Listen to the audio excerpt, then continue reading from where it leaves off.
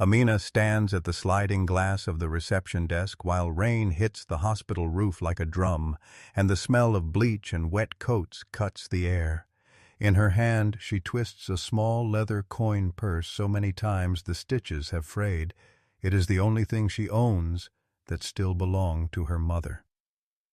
A nurse bursts through the doors carrying a thin woman wrapped in a faded kente shawl, her lips blue, and beeps from the oxygen machine, splices the silence. The woman's daughter wails, the sound pressing against Amina like the storm outside, and the receptionist has 15 cedis in her purse and a choice that will shape the night: call the supervisor and wait, or slip the money across the counter and watch a life get a shot at morning. Amina slides the purse under the plexiglass. The coin clinks like a metronome, and she chooses. At first the world returns to its chores. The clerk from records asks her to fill a form. A baby cries in pediatrics in a thin, high way that makes the glass fog, and Amina answers phones with a voice that calms. But every time a nurse passes with a tray or a doctor walks by in a white coat, she feels the weight of that small purse in the hollow of her chest. She paid for the medicine the hospital pharmacist refused to give without payment. She paid with coin that was meant for her bus fare home and the small gifts she promised her little brother for his birthday. The patient, Mama Sika, sleeps, her chest rising in slow, honest islands. The daughter holds Amina's hand and says thank you so softly, as if words could bruise the night. Next morning brings a new light and a new problem. Mr. Boateng, the hospital director, appears like a shadowed column in the main corridor, his shoes tapping a steady formal code on the tile.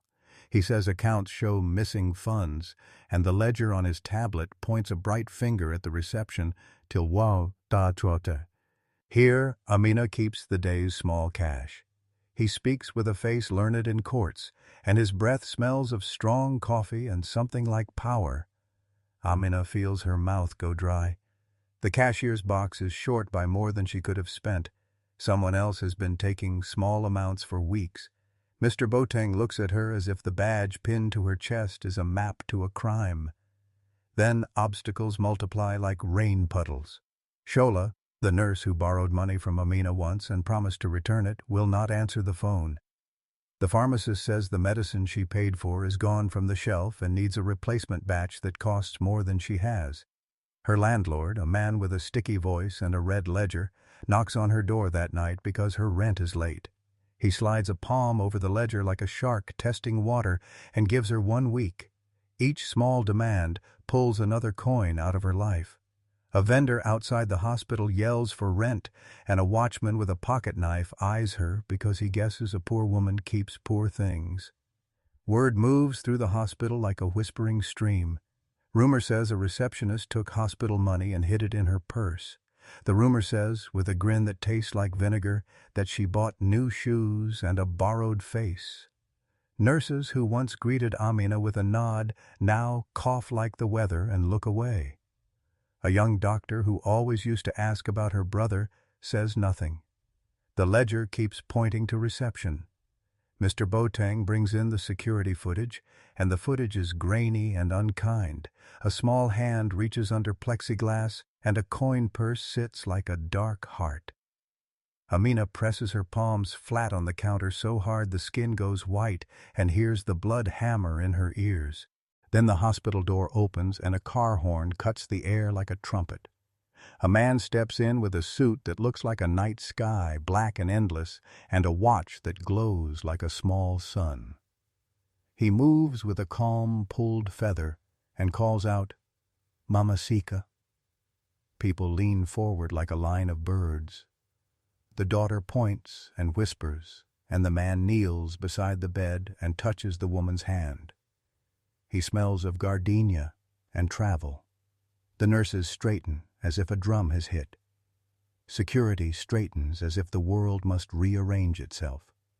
Mr. Boateng's face goes cold. The staff brings in a meal, and the man, whose name is Kofi Badu, speaks soft with a voice that has been used to people bending. He tells the daughter to call him when she wakes, and his phone flashes with more lights than the corridor. Then, as if the hospital could not hold its breath, someone says aloud, "The man is a billionaire." The word lands like thunder. It makes the air taste metallic. Faces change in the span of a blink. The hospital becomes a theater, and Kofi is the audience. For Amina, the word is a blow and a lift at the same time. Suddenly, the medicine she bought is small and fragile next to a fortune, and everyone expects the wealthy man to fix the mess. At the midpoint, the meaning shifts like clouds. People expect gratitude, or at least a nod of money from Kofi. Instead, he turns and asks a question that flips the whole night. Who paid for this medicine? His face is a map that reads like a ledger of its own. He looks at Amina like a riddle is sitting under her tongue. The room goes quiet, as if a drum has been removed. The people around him tighten their mouths into straight lines. He does not smile when the daughter says, "Amina did." A silence cracks and stretches, and Amina expects relief. Instead, Mr. Badu lifts a hand slowly, and the rain of attention becomes a cold downpour. He asks for receipts, for names, for explanations, like a man reading an audit. Kofi's presence beams light into corners that were dark. Papers are pulled from cabinets, receipts are scanned, and Mr. Boateng paces like a man who smells a storm. Cameras that had been idle suddenly grow their eyes. Kofi asks the nurses questions that sound like cross-examination, and his tone that day lays a cheapness over Amina's action. "No hospital lets a receptionist give medicines without paperwork," he says, the words clipped like currency. The daughter, who has just endured a night of fear, hears the voice of her husband and bends her head into her hands. The hospital staff shifts, now listening for favor instead of human plea. Amina sits and watches as the suspicion tightens. She offered what she had because a woman's life hung by a thin thread, not because she wanted fame or to steal. But in the ledger, the line reads theft, and in the cameras, a hand looks like a thief. Mr. Boateng puts his tablet up like a shield and says the hospital must investigate. Kofi says he will help, and his help tastes like a lock clicking into place. "We will find the truth," he says. Yet his eyes do not find Amina's. They find the rooms with white curtains, the places where deals hide. When the director speaks of internal audits and the law, the hospital hums like an animal that knows a storm. The first obstacle bursts into something darker. The police arrive with a badge that shines and a voice that sounds like a cold bell. They say the hospital wants to press charges for theft and misappropriation. Amina watches the badge reflect under the fluorescent lights. She hears herself answer questions that know her by the cheap lilt of her voice. The ledger shows a number missing. The security footage shows her hand. Testimonies from staff point like pins. An officer takes her statement and writes down words she has no right. T2, suspicion, complaint, detention. The hospital keeps running, machines humming, but Amina feels her world fold into a corner where the light will not reach. Inside a small room with a tiny window, Amina thinks of all the little sacrifices she made. Bread she skipped, shoes she wore until soles fell off, the coin purse that once held a school fee. She remembers her mother tucking it into her palm and whispering, "The small things keep you brave." Now those small things sit like a poor verdict. Mr. Boateng speaks softly to the police about policy and law. Kofi speaks to reporters who have arrived like flies. He says he only asks questions because the hospital must be clean. He speaks as if the problem is a stain on a white shirt. Amina feels an anger rise, hot and quiet. It is not for herself only, but for every small hand that reached for another. Then the world tilts. A woman who cleans the wards, whose hair is tied in a bright cloth, shows up at the station holding a phone. Her hands shake like rain leaves.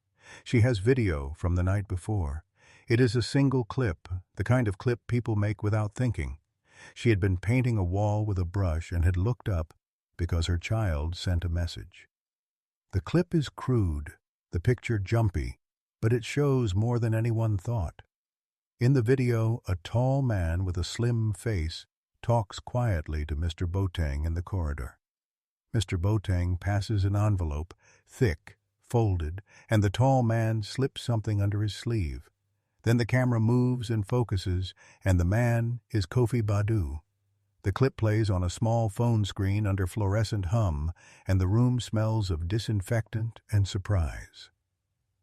With that video, the meaning of the billionaire shifts again. He walks into the station and says, "That video is fake." His voice does not shake. He claims misinterpretation, but Ya, who has lived in the neighborhood for years and cleans the hospital with a rhythm that knows every crack, says she saw it. She says she noticed how Kofi had argued with a young doctor earlier that day, she remembered. His hands making a motion that matched the clip. People whisper as the phone plays. The footage shows Mr. Boateng looking like a man relieved and Kofi like a man buying silence. Kofi's face twitches once, like a fish caught, and he blusters about misunderstandings. Amina watches everything unfold from the side like a woman learning lines in a new play. Kofi's power thins when the video is sent to a local journalist who has a voice like a trumpet. The journalist posts the clip and the hospital halls fill with murmurs, then with furious questions. The health ministry sends men in ties, and news vans park like bright beetles outside the gate. Mr. Boateng's posture, once a stone column, starts to crack. He is asked to explain envelopes and off-books and who authorized medicine without bills. Kofi, too, is asked where his money came from and why he moved in the corridors like a man who buys silence.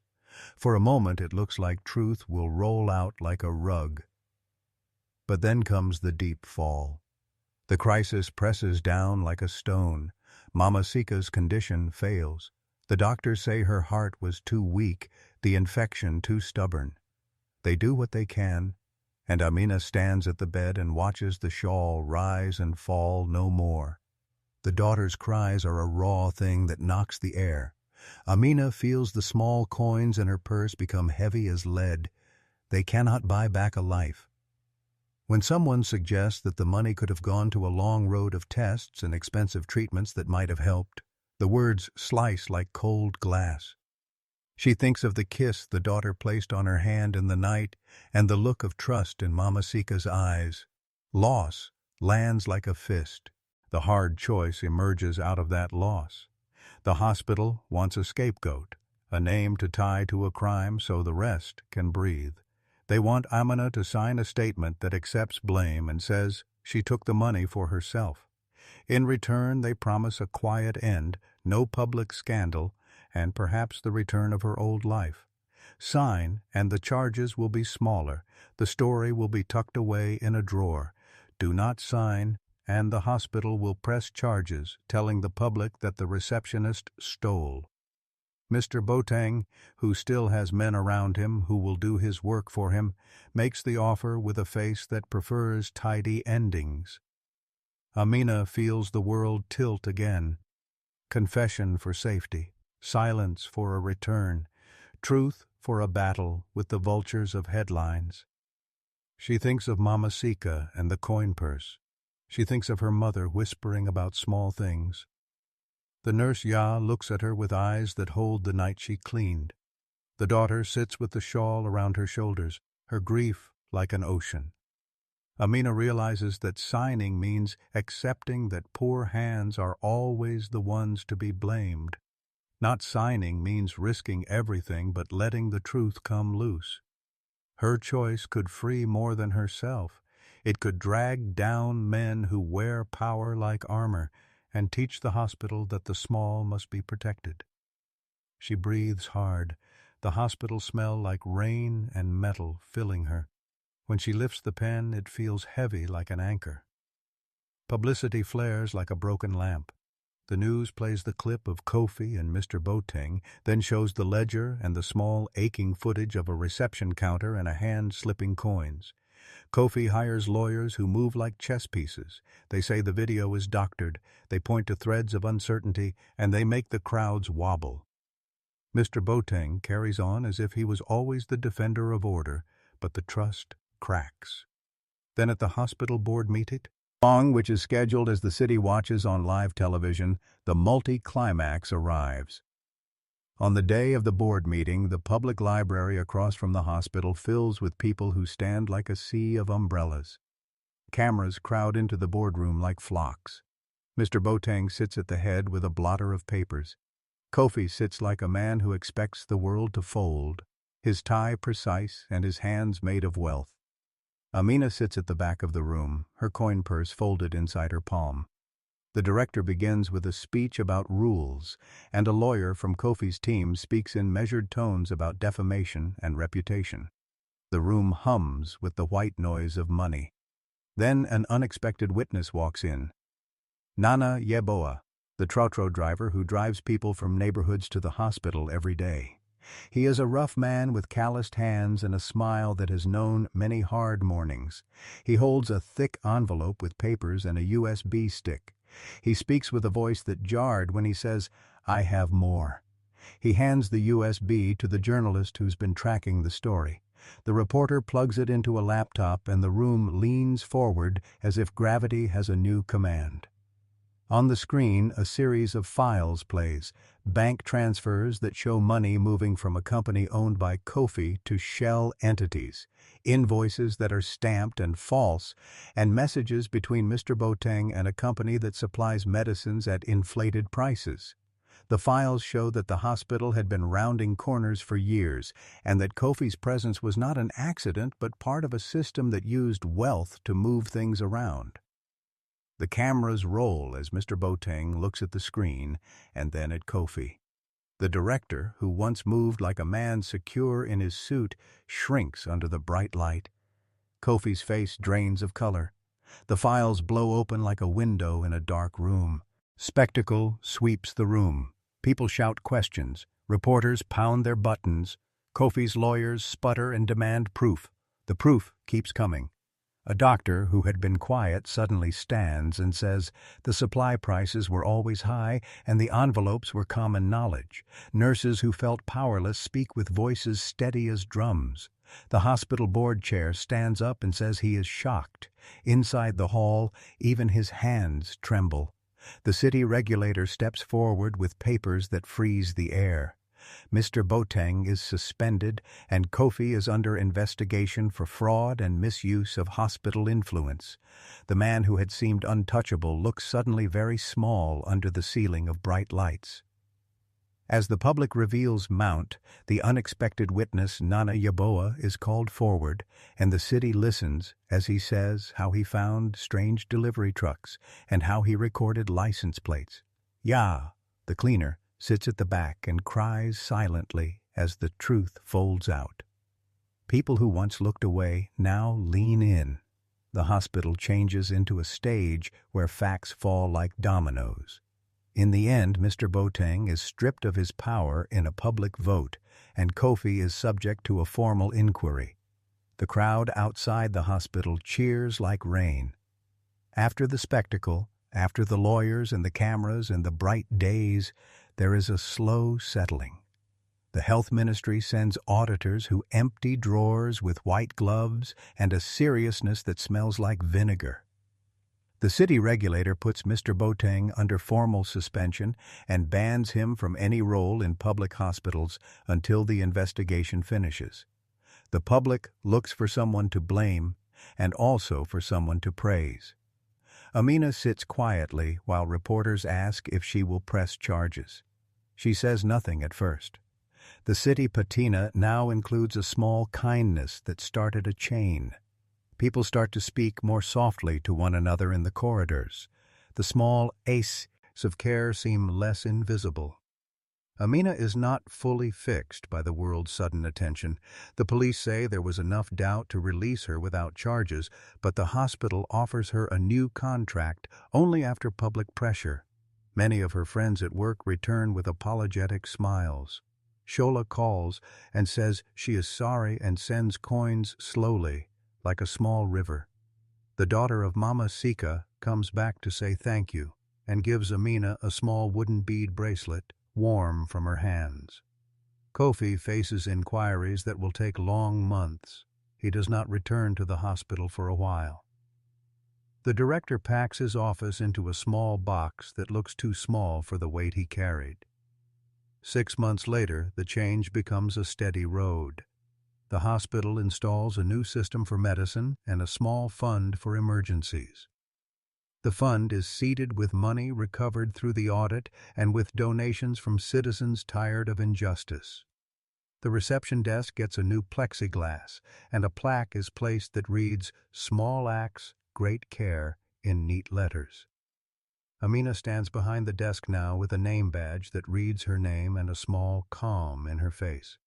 She teaches the new receptionist to always ask questions, but also to always remember that human life comes before ledger lines. On a bright morning with sky clear like washed cloth, Amina unlocks the drawer and pulls out the little coin purse. The stitches are still frayed, but the leather is oiled by time. She keeps it now not because it holds money, but because it holds a memory. She pins the purse to the bulletin board near the reception and drapes a ribbon through it. Children come by and touch it like a talisman. A man from the local paper comes and asks if she will talk about how small kindnesses can change big things. She smiles and says, "We did what we could." The new director, a woman who once worked nights in the clinic, nods with the quiet dignity of someone who knows hard work. Kofi's case moves slowly through court, and the city learns bitter lessons about money and health. Some of his allies lose positions, some quietly move away.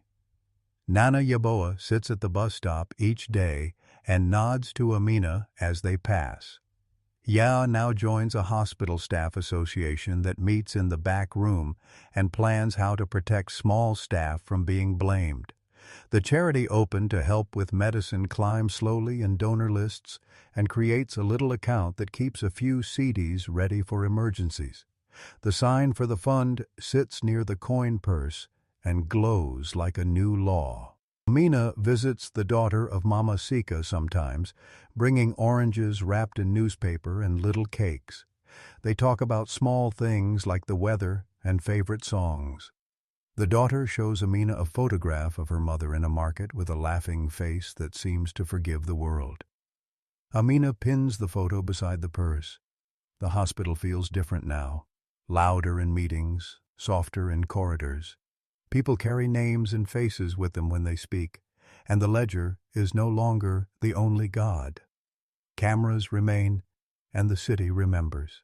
When night comes, she closes the reception, counts the day's coins, and slips the coin purse into her bag. The stitches look more worn each time she touches them, but the leather holds.